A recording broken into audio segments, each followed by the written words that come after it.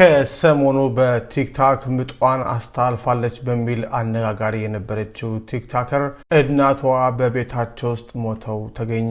ፖሊስ ከፍተኛ ምርመራ ጀምሯል። ዜናው በዋሽንግተን ዲሲና አካባቢ የሚኖሩ ኢትዮጵያውያንን እጅጉን አስደንግጧል። እስካሁን የምናውቀው መረጃ እንደሚከተለው አቀርብላችኋለሁ።